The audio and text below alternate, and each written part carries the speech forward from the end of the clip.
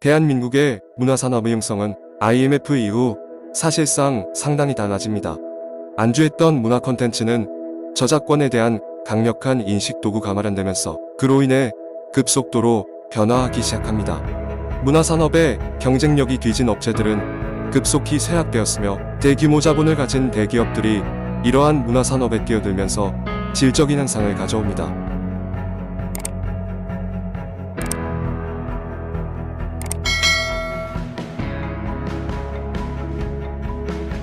세계적 보건 문제가 발생한 직후인 올해 초부터 거의 동시에 전 세계적으로 불어닥친 문화 트렌드 현상 중 하나로 한류를 빼놓을 수가 없습니다. 사랑받던 극장으로 가지 못하는 사회 현상이 길어지고 집에서 머무는 시간이 늘어나면서 지속적으로 즐거움을 만들어주는 신선한 스트리밍 영상의 수요가 새로운 트렌드로 자리매김하게 되는데, 이를 대표하는 세계적 거대 업체는 바로 넷플릭스와 디즈니 자본의 훌루와 유튜브 등일 것입니다. 그중 넷플릭스는 선도 OTT 서비스 업체인 만큼 팬데믹으로 집에서 머무는 시간이 길어지며 새로운 소재의 드라마, 영화를 갈망하던 사람들의 욕구를 아주 잘 수용하며 폭발적인 반향을 만들어냅니다. 이러한 현상에 K-드라마는 신선한 소재와 영상 스토리의 중독성을 만들어내며 세계적인 한류 현상의 대표적인 모습으로 자리매김됩니다. K-드라마의 경쟁력으로서 가장 큰 특징은 첫 화부터 시작하는 스토리에 대한 중독성을 빼놓을 수가 없습니다. 거기에 빠지면 밤낮을 새며 드라마에 몰두할 수밖에 없는 탄탄한 스토리 구성 또한 그 장점이라 하겠습니다. 올해 사랑이 불시착을 선두로 한 이러한 K-드라마 열풍은 올해가 다 끝나가는 지금까지도 세계적으로 그 기세가 이어지고 있는 중입니다. 간단히 사랑이 불시착을 예로 들겠습니다. 대만 올해 2월 초부터 5월 초까지 3개월간 대만 넷플릭스 드라마에서 압도적 1위였습니다. 미국의 주간지 옵저버가 선정한 3월 넷째 주 세계에서 가장 많이 시청된 넷플릭스 콘텐츠 전체 6위였고, 4월 초반 세계적 OTT 서비스에서 가장 많이 본 전세계 콘텐츠 순위 전체 4위에 랭킹되었다고 합니다. 여기에 올 상반기 일본에 불어닥친 사랑이 불시착의 엄청난 인기는 더 말을 할 필요조차 없습니다. 그 뒤를 이어 3월 중반쯤부터 넷플릭스 오리지널 드라마로 올라온 킹덤2 또한 1편에 이어 세계적인 인기를 구가했으며, 그 기세를 이어 이태원 클라스, 더킹 영원한 군주, 사이코지만 괜찮아 등의 작품으로 여세를 이어갑니다. 이렇게 작품성과 중독성을 갖춘 K-드라마가 여타국가의 드라마에 비해 높은 경쟁력을 가지는 것은 대한민국의 높은 IT 기술, 풍부한 문화 인프라와 넷플릭스 등의 풍부한 자금력을 갖춘 공룡 기업들이 하나가 되어 높은 수준의 영상을 만들 수 있는 바탕이 되었기 때문입니다. 경쟁력이 높은 상품에 더 많은 투자가 이루어지며 더 큰 시장을 잡을 수밖에 없는 시장 논리로 보면 K-드라마가 왜 세계적으로 경쟁력을 가질 수밖에 없는지 쉽게 설명되어질 수 있을 겁니다. K-팝 역시 현재 그 최고의 피크가 어디인지도 모르게 지속적으로 솟구치고 있는 실정입니다. 방탄소년단과 블랙핑크로 대표되는 K-팝의 위상이 너무 높아 편중된 시야에 머물고 있는 것이 안타깝지만, 슈퍼엠과 몬스타엑스, NCT, 엑소 등은 아시아와 일부 서구권에서 세계적 아이돌 그룹으로서 꾸준한 인기를 구가하고 있고, 최근 새로운 등장을 예고하는 엔하이픈 인기도 심상치가 않습니다. CJ ENM과 빅히트 엔터테인먼트, 방탄소년단이 적극적으로 후원하고 있는 이 그룹은 엠넷 방송에서 진행된 오디션 프로그램에서 선발되었고, 또다시 세계적인 보이밴드가 탄생되는 계기가 만들어지지 않을까 조심스럽게 예측합니다. 한류의 모습은 이러한 엔터테인 산업계에서만 진행되는 것은 아닙니다. 대표적인 예로 세계적 보건 문제에서 희망을 제시한 K-방역, 한국이 유수한 식품 문화를 대변하는 K-푸드, 한류를 뜸에업고 함께 성장하는 K-뷰티, 전 세계 IT 여가 오락을 즐기는 K-게임 등 많은 예가 존재합니다. 특히 K-게임은 모바일, 컴퓨터 전 분야의 게임 스포츠 산업을 포괄하는 산업을 얘기하는데, 2019년 기준으로 국내 컨텐츠 수출 실적 중 가장 큰 65% 이상을 차지한다고 하니, 게임 산업이라는 대중의 인식적 특수성 때문에 대중에 많이 알려지지 않지만 가장 큰 트렌드 현상과 수익을 만드는 산업임을 얘기 드릴 수 있을 것 같습니다.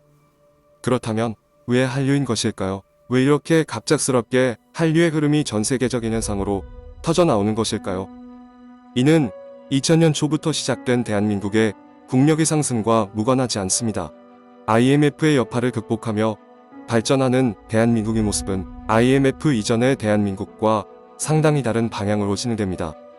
한마디로 정의하자면 IMF 이전의 대한민국의 문화는 누구나 인정하지 않을 수밖에 없는 모방과 안정이라는 부분이 상당했습니다. 우리의 대중문화는 그 당시 상당한 국력과 경제력을 지닌 일본의 모방적 모습이 존재했던 것이 사실입니다. 그래서 일본 문화 개방에 대해 많은 사람들이 우려를 했던 것입니다. 그러한 대한민국의 문화산업의 형성은 IMF 이후 사실상 상당히 달라집니다. 안주했던 문화 콘텐츠는 저작권에 대한 강력한 인식도구가 마련되면서 그로 인해 급속도로 변화하기 시작합니다. 문화산업의 경쟁력이 뒤진 업체들은 급속히 쇠락되었으며 대규모 자본을 가진 대기업들이 이러한 문화산업에 뛰어들면서 질적인 현상을 가져옵니다. 투자가 많아지는 만큼 이 분야의 경쟁은 더욱 치열해집니다. 그렇다고 바로 좋은 컨텐츠를 만들어낸 것이 아니라 꾸준히 그 양질의 컨텐츠가 지속적으로 경쟁하며 업데이트가 되어 지금의 거대한 한류의 모습을 만들어냈다는 것이 일반적인 인식입니다.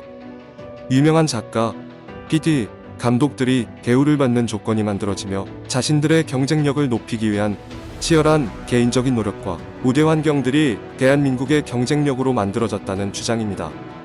물론 이러한 과정을 거치면서 긍정적으로 발전한 것은 아닙니다.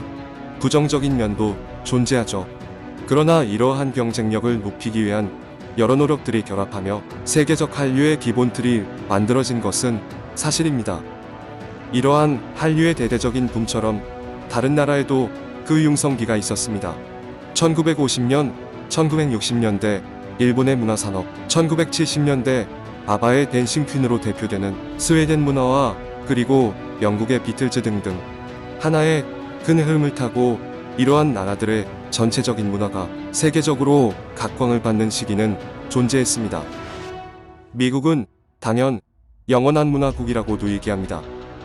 앞으로 한류가 얼마나 일시되고 또다시 쇠락의 길을 걸을지는 아무도 모릅니다. 단지 예측을 할 수 있다면 앞에서 설명한 나라들의 문화 융성과 우리의 문화와는 좀 다른 차이점을 엿볼 수 있습니다. 일본과 서구의 문화 융성은 선진국들의 국력과 경제력의 바탕을 둔 한 방향으로 흘러가는 경향이 있었다면 한류는 최첨단을 달려가는 세계에서 국력과 경제력이 아닌 경쟁을 통한 그리고 첨단 산업과 융화적 협업을 통해 이루어진 경쟁력에 그 중심을 둔다는 점입니다. 대한민국이 이제 완벽한 선진국으로서 국력과 경제력도 경비한 나라라고 인식되는 지금의 시점으로 판단을 한다면 당분간 한류의 전세계적인 인기는 쉽게 꺼지지 않을 것입니다. 또한 최첨단의 IT 기술을 쉽게 응용하고 발전시킬 수 있는 국가적 환경도 이러한 경쟁력을 더욱 높이는 방향으로 움직일 것임이 분명할 것입니다. 누구나 가지고 있는 생각일 것입니다. 각각의 나라에는 특유의 고유의 문화가 있고 그 해석도 다른데 더 우수한 문화가 있을 수 있는가? 한류가 더 잘 나간다고 더 우수한 문화인가? 라는 질문입니다. 맞는 말이고 여기서 한마디 덧붙이면 더 우수한 문화는 없지만 경쟁력을 먹고 자라난 문화는 세계를 지배할 것이다.